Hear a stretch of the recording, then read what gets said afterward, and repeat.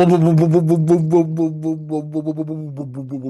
back to Wrestling Brain. I'm Uturusin's Josh Custodio.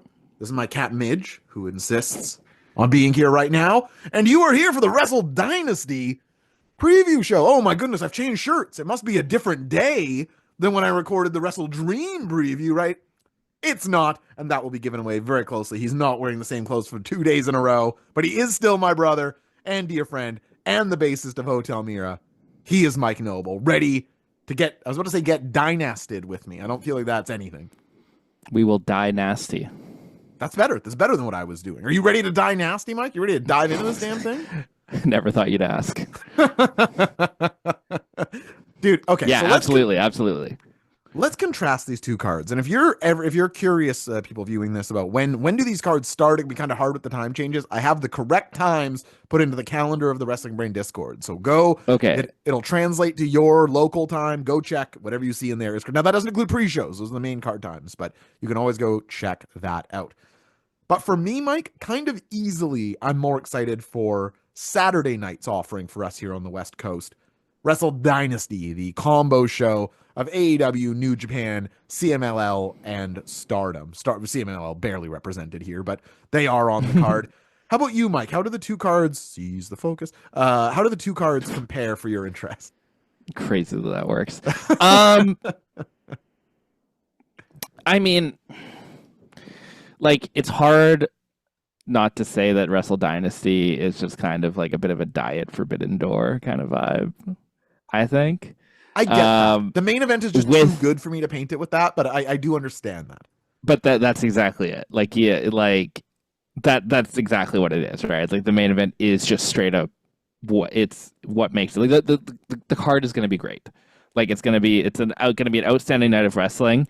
Comparing the two nights, I think there's more long-term stakes at hand in Wrestle Kingdom. Agreed. For New Japan, and that kind of holds my interest. My interest is completely locked into Kenny Omega and a smidge on who Great O'Khan's mystery partner is. Other than that, like, it's just going to be like a night of watching wrestling, which is obviously a great night already, but you know what I mean. I definitely know what you mean. There isn't anything like ripping you to the door on this one outside of the main event. That said, can't believe I'm going to play the role of the Ricochet defender, but I actually love Zack Sabre Jr. as a matchup for him. I think it might be like the wrestler I'm most interested in seeing in Ricochet wrestle in the entire world.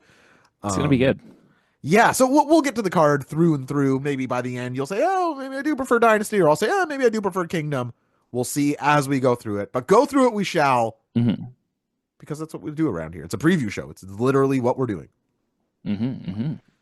Let's start off with the kickoff match. I said I wouldn't do any pre-show stuff, but this one does feel worth bringing up because it's people we know in a situation that we like. It's Persephone, Momo Watanabe, sorry. Willow Nightingale. That's the problem with reading. Sometimes phonetic isn't the way you want to go. Willow Nightingale. What if I said Nightingale there? Wouldn't work.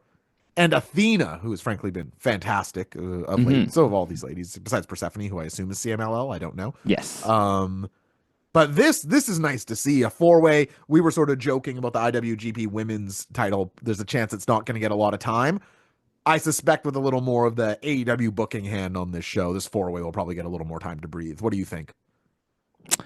Yeah, I mean, I think it's going to be it's still a kickoff match, but I'm glad the representation is there. I think I have Momo Watanabe taking it just for the home team, let's say. Yeah. But I think it'll be a good showcase. Willow and Athena are just ready to break out, both of them. So I think they're gonna show up. I actually think Athena is going to win this match, but not because I know anything. Only because the post-fight presser after Ring of Honor, I was listening to that while gaming the night of that show, and she's like, "I'm definitely doing Stardom dates." Like, she said that. Ooh, okay, that's spicy. I didn't listen to that. I don't know if she meant like, well, it's my goal to do a Stardom date, or that's. But I was like, oh, well, are you gonna win? Are you gonna win the Women's Cup and then do Stardom dates? Because she's got to be itching for more than the Ring of Honor dates, right? I mean, fuck, man. Like, then drop the title. Yeah. I don't know when if they're going to do it. She might get the Oscar, we just call you up, you never drop it treatment at this point. Yeah, maybe. Which I don't think is the end of the Shame. world, by the way. I see people always get, oh, nobody gets over. Okay. It would be nice for Billy Starks to get her due, though. I guess, but I actually thought that was one of the less good Athena matches of this run. Yeah. I mean, I tuned out after the Nigel Moriarty match because I had to go do stuff that night. But look at me, I've got a life. Okay, we get it. Yeah, I watched it in slow motion. I put it on half speed. I had so much time. Tag team match here for the Ring of Honor Tag Team Championships. I guess Ring of Honor also included in this working relationship. Yeah, it's the Sons of Texas, Dustin Rhodes and Sammy Guevara. They drove for 24 hours straight, and we're like, we must have one thing in common. And eventually, like, oh, we're both from Texas. Oh my god, they're the Sons of Texas, and they're taking on Yoshinobu Kanemaru and Sho from the House of Torture. There's maybe some interest here in like seeing Dustin Rhodes in a different environment, I guess, but nothing. I mean, I think for me. No, there's like it's kind of I'm kind of waxing poetic over some people who don't really deserve to be waxed poetic about, but like it's kind of an interesting. Like these teams are kind of parallel to each other in a way. It's where true. like Kanemaru and Rhodes are bona fide similar level legends, like unequivocal legends. And Sho and Guevara are kind of like big what could have beens for their respective companies. You know? Yeah, I actually don't mind that as a parallel. I think you're right.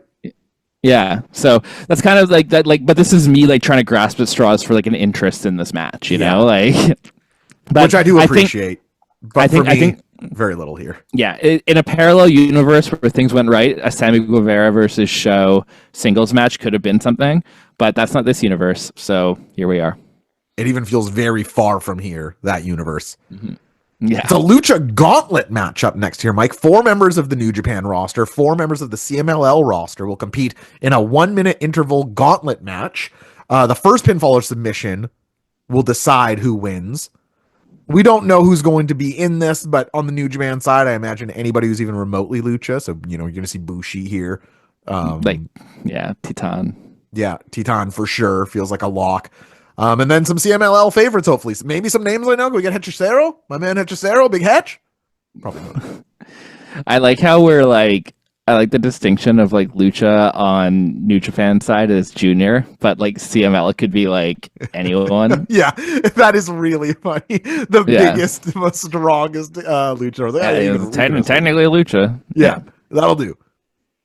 Impossible to predict though. We don't know who's in it, but that'll be fun. I like the Gauntlet match at All In. I thought was a great deal of fun. Oh yeah. I'm a sucker for gauntlet matches. Like I love the Rambo. Like it's just like, hey, this is like, whoa, there's a lot of dudes. It's like, a great kickoff. Sick. Yeah, I think everybody can get behind that sort of thing. Mercedes Moné going for her 4th defense of the New Japan Strong Women's title, probably up against the biggest name, at least to probably viewers of this channel, Mina Shirakawa, who holds the Rev Pro Women's title, I think, right now. And listen, I think Mercedes is on the best run of her career. I think she's on an absolute heater match-wise. And I like Mina matches. I like lots about Mina, including her matches. Yeah. And I have no reason to think that this won't be of outstanding standard. You know what I'm saying? Yeah, of course. Like, it's may I do an impression of a comedian in the 90s? No, great. The winner of this match is everyone. But thank you. Polite applause at the club for that. Yes. All jokes aside, this is like, I think in terms of like, if you really want to like draw people in from like an AEW audience, this is like the match to do it outside of Kenny's return. It's probably gonna be a pretty fucking good match. Like the Hazuki match on Strong, like last week or 2 weeks ago, whenever it was, that was insane. Like it, like so nuts. I remember watching it being like, is this the best women's match I've ever seen? Like genuinely. It was so fast and so smooth and I'm not familiar with Hazuki. This is coming in cold in that way. That's kind of it. Like it's certainly the best women's match I've ever seen where I've known nothing about one of the participants. That we can agree on easily. Yeah. So I don't know. Like this is a really interesting matchup for me because I do think like it's kind of like the Eddie Kingston being the Triple Crown champion conundrum. It's just like once one of the dominoes falls, the rest are going to. And I think that's kind of what made the Statlander match at World's End a bit more exciting, because it's just but then you have like you are, in my head, you're wrestling with Mercedes being a triple champion, or you're wrestling with her first pinfall loss. I mean, I guess she got pinned by Willow technically, but her first I don't think major that was loss. a pin. I think it was like called off, wasn't it? Was it wrestling? For some reason, I have like a vivid image in my head that it would like she like went for like a roll up or like a power bomb or something. Right. But I don't remember. I could be wrong too. But either way, since her AEW debut, let's say her first pinfall loss at the Tokyo Dome on not an AEW show for the strong title, that seems far-fetched to me too. So I'm kind of at a loss. On the flip side, is Mercedes going to go do dates in England? That's exactly it. Like I get New Japan because it has this prestige, and like no disrespect to Rev Pro or any Rev Pro heads here, like there just isn't Mercedes is doing a New Japan run because as like, you know, you grow up and you're like, oh fuck yeah, Japanese wrestling. Like, with all due respect, I don't think Rev Pro has that luster or shine, that prestige. I just don't think she's doing dates there. I don't. Yeah, that too. And then there's like another title for her to lose, but also like I think having 3 titles adds to her character. Yeah. I don't know, man. It's actually like I'm really fucking split down the middle. Like genuinely, I have no idea what's gonna happen. But I can also see Mina doing a shit ton of New Japan Strong dates too. But I also know Mercedes likes working New Japan. I don't know, man. I really like how you laid it all out there, because I do think those strange booking and title factors are very at play here. I am actually picking Mina Shirakawa to pick up the win here. I think on the other side, tell you the backwards math here. I think on the other side of Toni Storm and Mariah in February at the Australia show, they're going to want Mercedes in the world title picture of the AEW women's scene.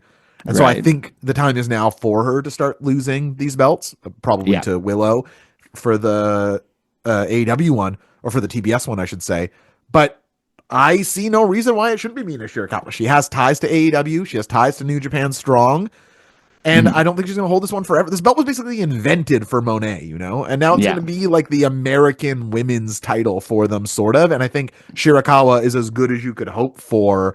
If you were going to have Monet give it to anybody, it should be someone who is of that ilk, not like a more full-time Stardom Japan wrestler. Yeah. I'm going, just for the sake of making this podcast more interesting, I'm going to pick Mercedes. Love it. And I will be taking Mina Shirakawa. Yeah. We want Mina. Do we ever? The Young Bucks, Mike. Did you see their post this afternoon? I didn't know. Or their interview? No, what was it?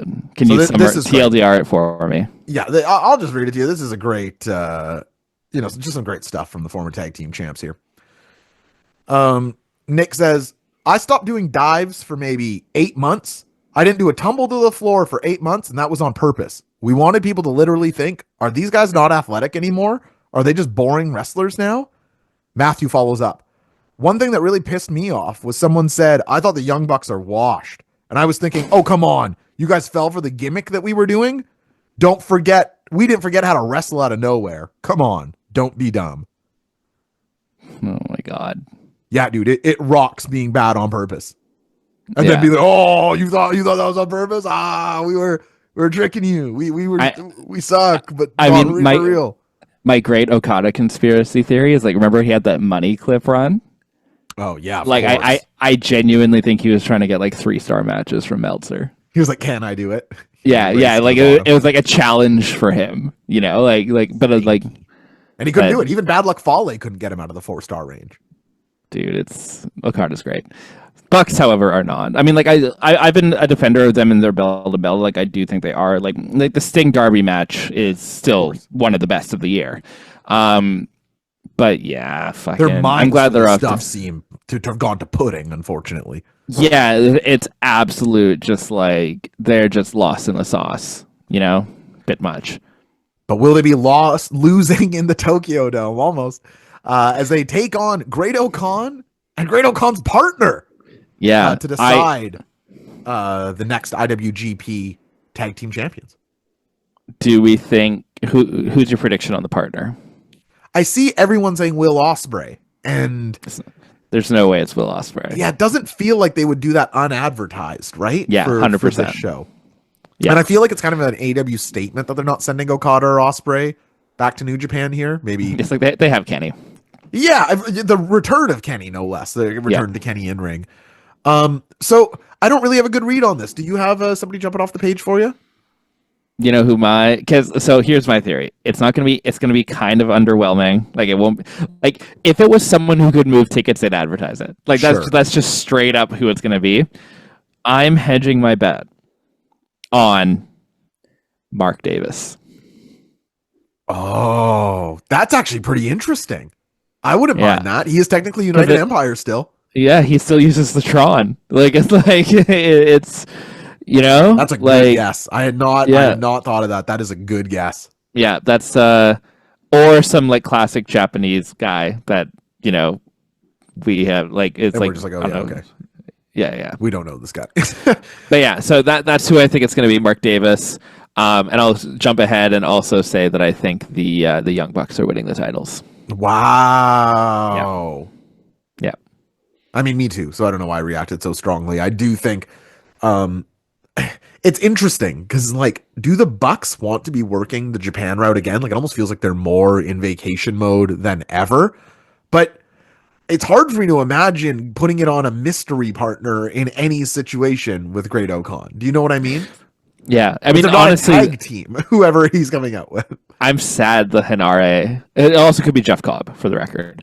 But I'm sad that Henare got injured because I think Henare Great Okan versus the Bucks would actually be like a pretty sick match. Yeah, Henare is my most improved wrestler of the year. I just love watching him now. He loves to. He's like a smash mouth guy. Dude, just 3 guys who don't fuck and 1 guy who absolutely fucks. Like Great Okan's just cleaning up. Henare hasn't like fucking jerked off in 40 years, and the Bucks have never gotten any. Yeah, exactly. Hey, man. Okan is not. Okan's emptied out. Yeah, dude. Okan exclusively shooting dust by like 4 p.m. on a weekday. Yeah, dude. He has nut clarity every time he's walking down to the ring. But yeah, so I think it's going to be like Mark Davis is my number 1 pick for fun. Jeff Cobb is kind of a bit more my realistic pick. Bucks are going to win. I think there's just a story that's kind of like how New Japan sort of rehab Jack Perry. I think the Bucks want to do something similar. Yeah, and I do think like I almost said artists. It's like cool. I do think wrestlers they are artists, but like you know what I mean. Some are. I do think Henare. I do think wrestlers that are kind of doing this cycle where they if they get stale in one spot, they kind of do a quick run and New Japan and AEW kind of trading that back and forth. I think it's a really good relationship for them to have, and I think the Bucks doing that is great. Is AJ Styles still the best example ever of using New Japan to get a little stink off you?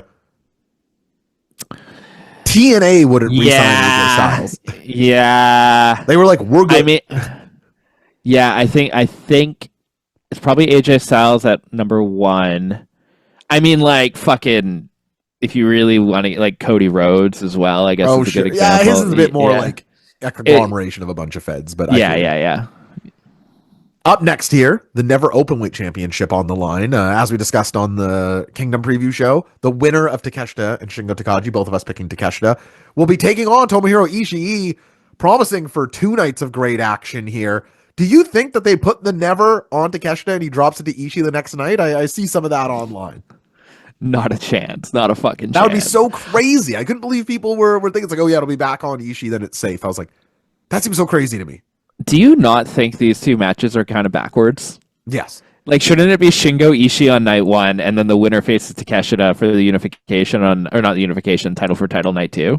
Yeah, 100%. Like everything about it feels a little, even just in like where Ishii and Takagi are on the cards for the Japan side. Like, well, okay, if you beat Shingo, you can get to Ishii. It's like, yeah, exactly. Like, and like bless everyone involved in this booking's heart. Like, if someone was like, oh yeah, we got Takeshita and Ishii on Collision tomorrow, I'd be like, yeah, you know, like Ishii has a little bit of that Minoru Suzuki. I've just seen a lot of him now. Yeah, going for him, and it's a tough thing to overcome when you have where he's kind of like memed himself out of relevance. And relevance he kind of feels like he wrestles like Ishii now. You know what I mean? Like, okay, you're doing this, you're doing that. Yeah. So that said, Takeshita has a way of elevating absolutely anybody, and I have no doubt him and Ishii will take to each other. Yeah, they will like wrestling each other. I can't imagine how cool an Ishii brainbuster on Takeshita would look. That sort of thing is what I'll be looking for. But yeah, it does feel like a de-escalation from the prior night's happenings for sure.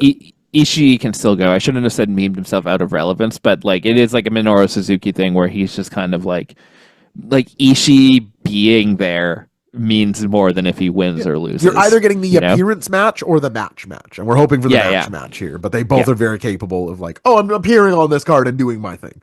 Yeah. Every time I've seen Suzuki live, it's like the exact same thing. It's like seeing a band. He goes out there and plays his songs.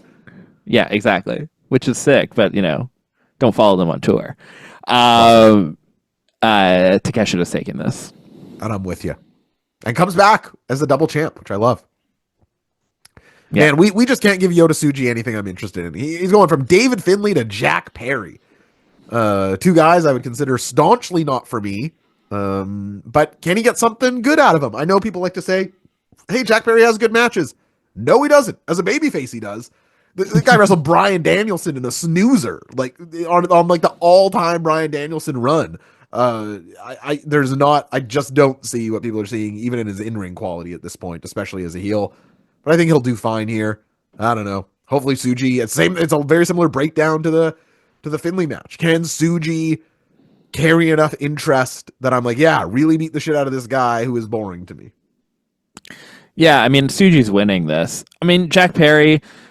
So going back to my entire mythos of why I'm like into Wrestle Kingdom as a whole this year and like why New Japan is exciting to me. If you distill the spirit of that, it kind of embodies why I'm kind of have a bit of an eye on Jack Perry right now.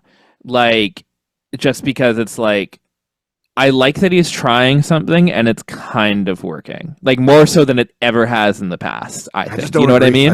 I think Jungle Express or Jurassic Express was working more than the Scapegoat thing. Yeah, but it is one of those things where it's just like, like if they're gonna try to make him if he was just like babyface Jungle Boy, like he would have a ceiling, and they're trying to straddle him with something that is gonna hopefully attempt to take him beyond that, and he's kind of like figuring it out in the meantime. 500 cool things, and he's still hopelessly unover. The guy's the reason CM Punk got fired. Drives an awesome bus. Anna Jay is literally his girlfriend. He gets countless TV time. He builds his own belts, and he's not over. Like I don't know what else. What else do you want to do? We're gonna have Jesus Christ put him over. I don't know what else. It's never going to happen with this guy. I really think of what he has on the page going for him, and can't get anything. He CM Punk fired, dude. Nothing. Not an ounce. No one gives a fuck. Is Sue Jesus Christ anything? I mean, it kind of has bad. Yeah, I think Sue Jesus Christ is. Yeah, well, unfortunately, Sue Jesus Christ will not be putting. That's a really bad. I'm saying it out loud. I was like, it's not that funny. But anyways, Suji's winning. Not Easter. Yeah. Fuck. It's just after Christmas too. Yeah, I don't know. Like maybe there's some like. I don't know if goodwill is the word, but he had a pretty electric run in New Japan when he was doing his like excursion and finding himself. So maybe there's some leftovers from that. He had one really good appearance at Windy City Riot in CM Punk's hometown, which I loved, for the record. I loved that whole thing, and I felt like it helped Shooter. But I don't feel like that was his New Japan run was like cooled off by the end. Yeah, but like I don't know, just him joining House of Torture and shit like that is like pretty sick. I don't know, like we differ on Jack Perry. Like, I'm not saying he should be strapped the rocket to him or anything. I differ from a lot of people on Jack Perry. But I think there's something about him not worth pulling. Like we've seen the plug get pulled on Sammy Guevara, and like I don't think Jack's quite there yet. I agree. He's not as bad as Sammy Guevara. I can easily say that. I'd rather watch Jack Perry do anything than Sammy Guevara do anything. For sure. And like I think. I don't know. I think it's interesting. I think there's directions his character can take where I'm kind of like, okay, like his in ring is like, it's just like it's a worker in 2024 who is capable of putting on good matches. Like he's not blowing anyone else away, But as a babyface, he was better than that. Like he was him and Luchasaurus were good together. Like had great matches. Yeah, I mean, like maybe they pull the plug on him and saddle him back into a tag team, But like if he keeps getting Like, we'll see what his reactions are. Like, he's been off TV since he dropped the belt to Garcia. I thought he was going to show up at World's End, and that's why they put the fucking four-way in the main to help the Death Riders. But all Jack Perry needed to do to get over was the Wednesday after Brawl out, look into the camera and go, "Hey, CM Punk, drinking beer is cool." Done. We're off to the race. Instead, don't talk about anything. Let's joke around about it. Yeah, you're not wrong. Anyways, Tsuji's winning. I also should clarify that I was wrong in the preview show, and there is like Tsuji Finley does have a split match, like because as we were going to go into, Finley's taking a Brody King. They are also doing the same dance as Saber and Shota. Yeah. So now here's something I can get a little bit more into. David Finley versus Brody King. Even though I'm going to have to watch Brody King lose, which I hate to do, I think we will see some great Brody King damage along the way. And David Finley, hopefully a suitable partner for that. But Brody really, and when it comes to wrestling somebody that I'm not a fan of, Brody King really brings some excitement to that realm as a giant ass kicker. I have higher hopes for this one than his Kingdom match. How about you? Yeah, I mean, I love Brody King. He's definitely taking the fall here. Like, Finley is going to win. Yeah. In probably the most easily predicted match in maybe human history. But but I think the biggest takeaway from here is that I think Brody King is the archetype of like a big dude a big gaijin who does well in Japan. Yeah, dude, Brody should be like incredibly over to any Japanese audience who hasn't seen him before. I'm taking this as like a testing the waters thing to see how Brody can do in the Dome, how he handles the Japanese audience, probably a very large Japanese audience. And I think maybe his participation in New Japan is going to get, not judge is the wrong word, but like what they do with him moving forward is going to be like, depending on that, because I think Brody King is someone who would absolutely thrive in New Japan, and he's barely done it, right? Like, I don't think I was reading up about it when the match got announced, because he had that run with Villain Enterprises, if you recall that saga, but I don't know if he ever actually made it over to Japan proper for like an actual. Who was the third person in that? Brody, Marty Scurll? You don't want to know. I know I'm pretty sure it was Flip Gordon. Oh my god, dude. Yeah. Ew. Yeah, dude. Absolute fucking nasty. Yeah. But that was kind of Brody King's taste with New Japan. And as someone who's always thought he would absolutely thrive there, I'm glad he's in this position. And I think he's going to deliver. He's going to take the pinfall, but I think it'll hopefully open the doors to like hopefully a run like it. If Brody King does a G1, that would be the sickest shit I've ever seen. Dude, he's a good tournament wrestler. He's been in both C2s. Yeah. Like it's no surprise that he's kind of like it makes it seem like he belongs in the C2 when he's there, but like kind of being there 2 years in a row is wild if you really think about it. I think it's only him and Claudio, isn't it? Garcia. All three. Yeah. So yeah, I'm extremely excited for this. And Mark Briscoe. Goddamn everybody. Yeah. I will say that even with Brody taking the pin here, I think this will be like his last pin for a little while. I think he's pretty penciled in for a focused push at AEW, and I'm expecting that from him in 2025. I agree. Done 7 hours of recording across 2 days, and my voice is finally leaving me. Thank God. You sound beautiful. Don't worry about it. It held up to the final 3 matches of WrestleDynasty. Yeah. Goodbye, Midge. Shota Umino versus Claudio Castagnoli. Now, you laid out sort of an interesting scenario I hadn't thought about for this match on our preview show before. I had sort of thought of this as win or lose, sort of a lock for Shota Umino to win, either a bounce back after losing to ZSJ and sort of signaling to Mox, hey, I'm here, that I still have, there's still big action waiting for you. But you posited maybe a downfall for Shooter should he lose. How would that look against Claudio Castagnoli? I mean, it's the classic, like, I think if Shooter loses, which I have predicted, so I'm saying when Shooter loses on January 4th, you kind of have to do, like, you got to get him to rock bottom.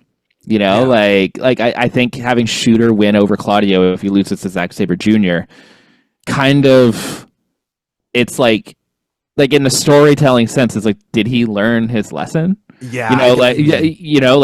It's like Like if Shooter's mentality after losing the heavyweight, but then beating Claudio is fuck, I just got to try harder next time.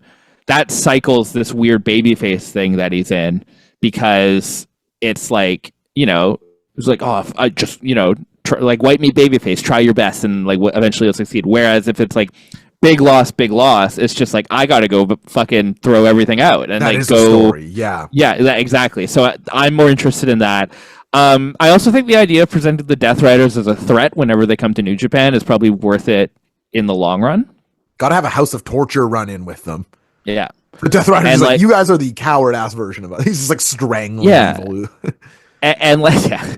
Dude, I would paper bag on Evil's head. Dude, if this leads into like some fucking Death Riders House of Torture match, like the World's End match was a House of Torture match. Yeah, for sure. Yeah, and like just the idea of all of that going back and forth is so funny to me.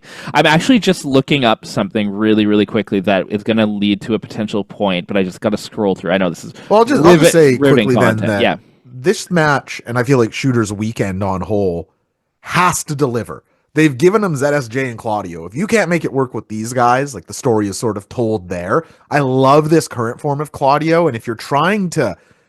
I remember the four pillars all speak so glowingly of Stan Hansen, that he was this mountain that they had to climb to become guys. They'd take loss after loss to this guy, and he would club us, and you eventually had to make your way over that mountain, and you were a man on the other side of it. I feel like Claudio can present that sort of challenge, even as on the nose is finishing with a lariat lately. Very excited to see just the dynamic between these two guys.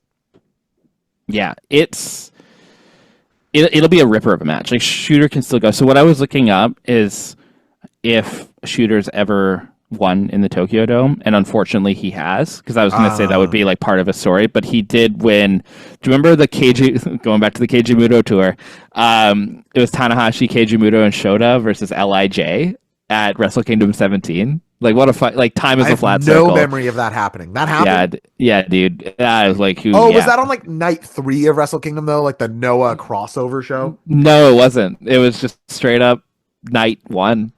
Like it was just a match on Wrestle Kingdom. Zapped. Yeah, dude. And he lost to. It was like him and Kitomiya teamed up against fucking House of Torture last year, and they lost. So I was like, oh, maybe that's the story, but I think Claudio's winning. I think Shooter is primed for a reimagined 2025, and I think this is going to be what sparks it. And I think it's going to lead to great things for him because I still think the world of him. Also, I walked by him in Osaka, like just as like normal people. He is fucking huge. I love hearing that. Yeah, maybe like bigger than we think he is. Oh yeah, dude. He is like it's like you walk by and you're like, oh, that guy's a wrestler. That like rocks. That's what I need to hear. Yeah, which is maybe why I have so much faith in him, because I've just like seen him amongst civilians and been like, oh no, he's got it. It's that airport effect, right? Yeah, dude. All right, co-main event time here. A phrase I hate. Don't know why I used it there. They have a 4-3 record between them. Zack Sabre Jr. getting the better of that as he takes on Ricochet. Ricochet is wilding out as an annoying heel. Zack Sabre Jr. is steering more babyface than he has ever. So these guys are probably at the opposite ends of sort of the alignment chart as they've ever been. But I also think that those extremities in alignment are reflected in their in-ring styles. They are the antithesis of one another. Yeah. And I can't wait to see, we always think of FTR basically as the only guys who try to ground flying opponents because they made it their gimmick for so long.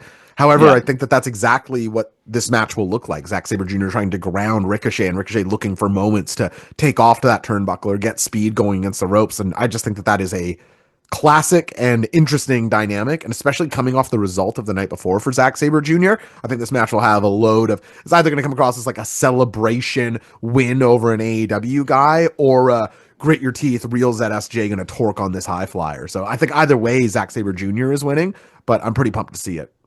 Yeah, I mean, like, for all the comparisons that Ricochet and Will Ospreay get, Zack Sabre Jr. has had only incredible matches with Will Ospreay, and I can't see that changing with Ricochet. I think Ricochet would be the most over person in AEW if his theme song began with the haha. Like, if just like the stinger before his music hit, I think that would be electric.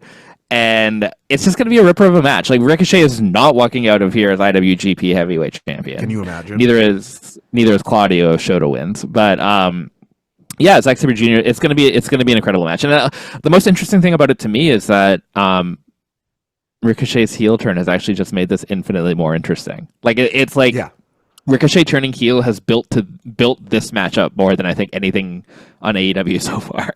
Well, at least he's something now, right? Yeah, exactly. Like it is like one of those things. Like when he was in New York, his whole thing was he's like the only like air quotes good wrestler. Yeah, and his whole character is his in ring. Yeah, exactly. So it's like, and now that you're in AEW and like you are obviously a good wrestler, but like everyone else kind of just does versions of what you do to varying degrees of better or not. So and Will Ospreay is there.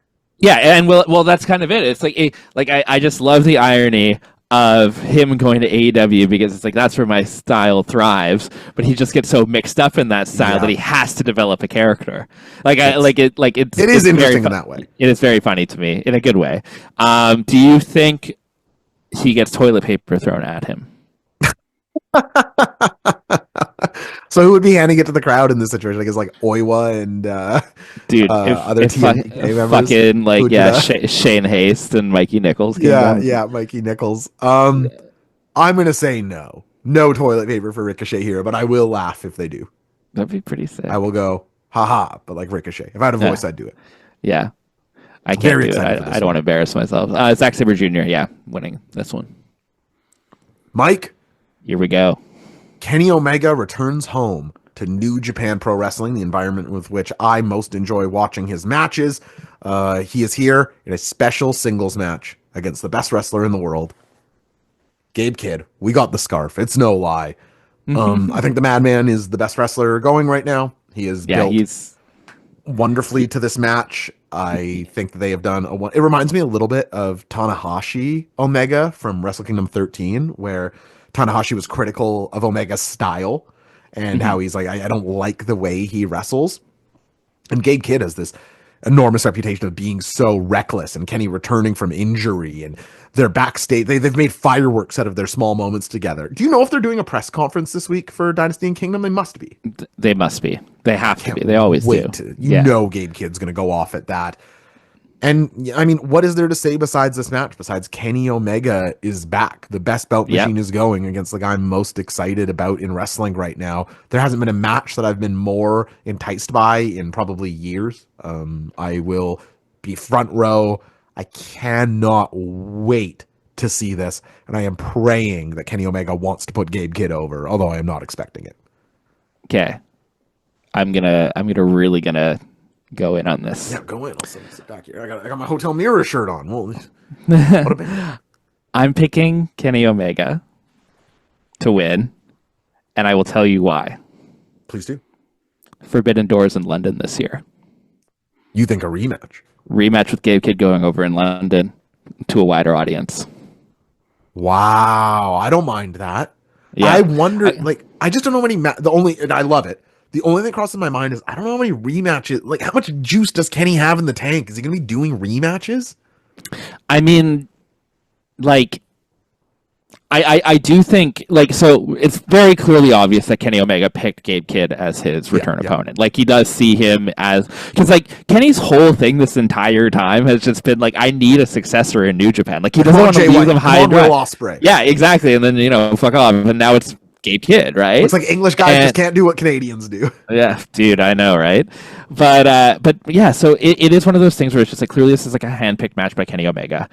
Gabe Kidd's obviously firing on all cylinders. I completely agree with you. He is like one of the most exciting wrestlers to watch this year. Talk about a guy who gets it.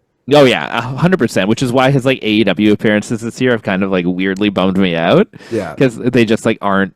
There's like nothing. It's just like, oh, you're teaming with Roderick Strong on Rampage. Yeah. Not but to as bring he up says, Rampage. He's done with it. He doesn't want to go to middle of nowhere, Ohio, to sit in front of a dead audience on a B or C brand who's already watched 5 hours of wrestling. 100%. He's fucking sick. And like, but I think the thing about that is that it's like to raise that star, like.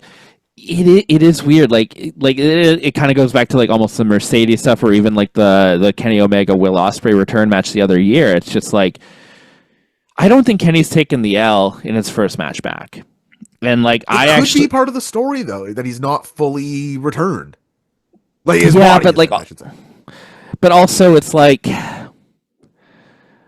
yeah, I don't know. Like if you're building to this big Okada match, I can't see Kenny losing for a while. You know? Yeah, fair enough. Actually, hold on. Let me look up some dates really quickly. Look up some dates. Is Forbidden Door in August this year? I believe. Did I make that up? Yeah, it is. So Forbidden Door is after All In. So Whoa. which is, I don't think I'd realized that even if I had seen yeah, because All In's in July this year, which is weird, and Forbidden Door is August 24th in the UK. So, fuck, man, like Kenny's gonna be losing by around then, you know, and I don't have any predictions for where Ospreay or Okada is gonna go at All In, but like, I think a Gabe Kidd rematch, because like if we are being realistic, I do think Gabe Kidd is probably going to eventually jump to AEW. Like, really? I do. Like, whether it's in like a year or two or however, like I do genuinely believe open about how much he hates them.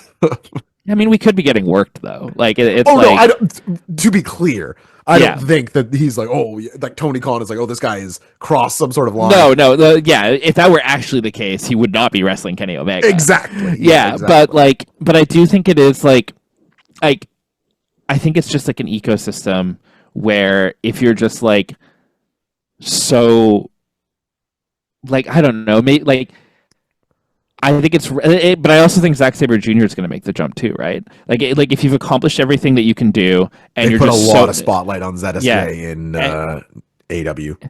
Yeah, and like if you've accomplished everything you can do and where you're at, and if you're like an expert at your craft, it's like it kind of does make sense to just check out New Horizons, right? Yep. And I do think.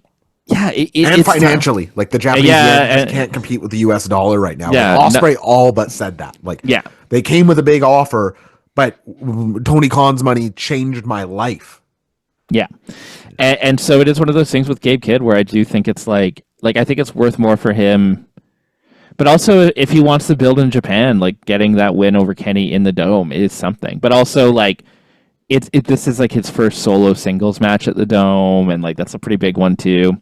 I see Kenny winning here, and then Gabe Kidd winning in London. Like I think that's where I'm gonna, because like I think that is the rematch. Like Gabe Kidd, like the two people who are going to be featured hard on that Forbidden Door card are going to be Gabe Kidd and Zack Sabre Jr. Because whoa, hello, what happened there? Oh, do you not hear? Weird.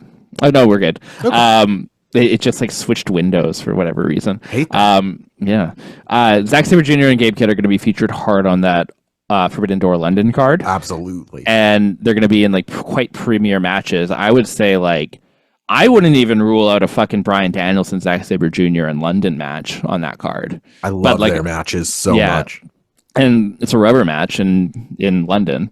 And so Gabe Kidd and Kenny Omega, I think, can run it back. But that's exactly the same formula they did with Will Ospreay in 2023, right? That's true. Yeah. Like, so who's to say? Who knows? But the other side of the coin here is that how much would Gabe Kidd get out of this win?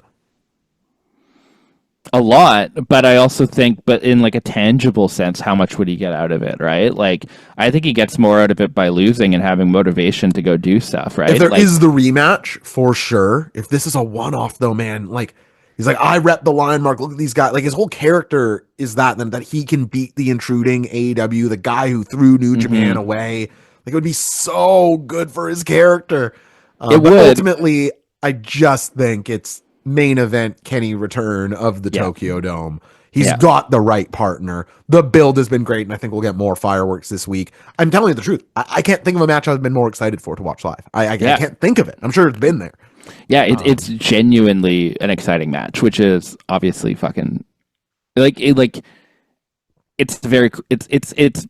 it is like a prove-it match for Gabe Kidd too, because like he's never had this many eyes on him. He's never been in this big of a match. Like to my knowledge, he hasn't challenged for the IWGP title. Might have had a Sonata defense, but that doesn't count because Sonata's reign was dog shit. Okay. But yeah, like it's like if Gabe Kidd wins, he needs to go straight for Zach, and I don't think it's time for that, right? Like that is fair. That a win over Kenny would put him immediately in that zone, and like they don't want Gaijin versus Gaijin, which is understandable. Yeah, And like I do think if it turns into like a proper feud throughout the year and it gets Gabe some time on Dynamite and all that stuff, I think that that's true too. That's worth more than a win over Kenny at the Dome, which is like crazy to say because a win over Kenny at the Dome. I think that's, you're absolutely right. I think something that I really enjoy about this match is that it's not clear to me what it'll look like. Like both in the Kenny X Factor on return, but like Kenny Will Ospreay, you have high expectations, but you can imagine what it's going to look like as they wrestle. Yeah. It's so reductive to say they wrestle a similar style, but everybody knows what I mean. They wrestle more similar style than Kenny Omega and Gabe Kidd do. And Kidd is more reckless in his attack and a high-end brawler and like very snappy offense. And he's frankly like one of the last guys I'd want to wrestle if I was returning from injury. And all of that is in play on the biggest stage possible. And credit to Kenny Omega for, I'm returning. Okay, yeah, put all of it on my shoulders. No problem, man. Cleaner, I got this. Yeah, totally. Like, and I think that a lot of that has to do with Gabe Kidd having like, this is a weird way of saying it, but like a less defined style. Whereas like it's kind of like it's just like, okay, how does Zack Sabre Jr. wrestle? How does Ricochet wrestle? How does Claudio wrestle? How does Kenny Omega wrestle? How does Gabe Kidd wrestle? It's like that's a bit of a harder question. Gabe is much more chaotic and improvisational, I would say. But yes, in that is like certainly not the straightforward submission grappler of Zack Sabre Jr. or the high flying, high speed athleticism of Will Ospreay. But sure. You know what I think it actually is, like genuinely, like this literally just came to me as like an epiphany. Like a eureka moment. Gabe Kidd's never had like a long New Japan main event match, so we don't know what that looks like. The New Japan epic. Yeah, and like we've seen him in G1s. We've seen him have like his strong defenses, which are great. He's also the strong champion. Yeah. So title not on the line here. The title not on the line probably means Kenny's winning. But we've never seen him in like the fucking 45-minute main event. Yeah. And like I think those are that like when we talk about like the definition of styles between Zack Sabre Jr., Will Ospreay, Kenny Omega, like you can throw Kota Ibushi, Jay White, Okada into those conversations. Naito. Tanahashi. We've never had Gabe Kidd in that situation, and I think this is going to be his first step into that. I really hope this goes north of 30 minutes and they just like it's going to be the tank on one another. Yeah. Gabe Kidd's just sprinting around for the first 6 minutes and just like so gassed. Yeah, he's like, I've actually never done this. yeah, it's just like fuck. Kind of talking a big game there. Yeah, dude, it's gonna be sick. I'm picking Kenny. I am also picking Kenny. I cannot wait for this card. I cannot wait for this match. I'd love these guys to put on something that can at least outpace Shingo and Takeshita from the night before. I want to walk away with feeling like this is the match of the weekend. We're in position to. Thank you, New Japan and AEW, for putting this together. Thank you, Mike Noble, bass player of Hotel Mira, of course. Give them a follow for joining me on the WrestleDynasty Preview show. And thank you, My Voice, for barely holding up across 4 shows over 2 days. Everybody, let's have a great week. Again, don't forget to get into the pick'em if you want to win one of these hologram wrestling brand stickers. They're as cool as it gets. They're worth. You go on eBay. The people who've won these are selling them for thousands. I'm looking at it right now. Thousands. I'm sure you are. Yeah. Mike, anything you'd like to say to the people before we get out of here for tonight? Nothing that I didn't say on the last one. Just plug my shit. Bike Melon, Mike Voice Film, Hotel Mira. Yeah, I don't know. You using Blue Sky at all? Oh yeah, I am on Blue Sky. Bike Melon. Remember that Mike Noble mix-up on Blue Sky? Yeah, that was crazy. I thought I was talking to you for a second. Yeah, I was like, what is this? Showed up on my feed, and I was like, me this happened to you guys on Twitter too? Yeah. So it's like this, like the same Mike Noble that was on Twitter, but I think he deactivated Twitter when Elon took over. Got it. So he just like left my he just wasn't there anymore. Yeah. And then he just showed up again in like kind of the same situation on Blue Sky, and he was like, "Hey, is this you?" And I was like, "Yeah, man, what's up?" Good, yeah, it's up. So that was funny. Yeah, Bike Melon everywhere. Fucking, I'm playing Like a Dragon Infinite Wealth right now. Got to plug that. It's great. Metaphor Refantasio. I like, as you can tell, I'm just fucking. How's your stomach? Playing video games. My gut health. Yeah. Good. I think. Doing? Good. Yeah. Pretty regular. Yeah, pretty good. I had a lot of coffee today, so I had to make sure that was all good. I'll get you shitting. There's no doubt about that. Dude, will it ever? But yeah, no, good on that. New Japan launched their 2025 Lionmark tracksuits, so I'm gonna see which of my friends is going to Japan next, so they can snag me one. Probably you. I mean, I'm gonna be touring too much, but it might be me. We'll see. I might need one of those trackies this time. All right. Everybody, Dude, thank you all sick. so much for tuning in. Get in on the pick'em sheet. We'll see you for the show. I can't wait to watch it. Fuck Love yeah, and it's gonna be energy, sick. everybody. Love and energy.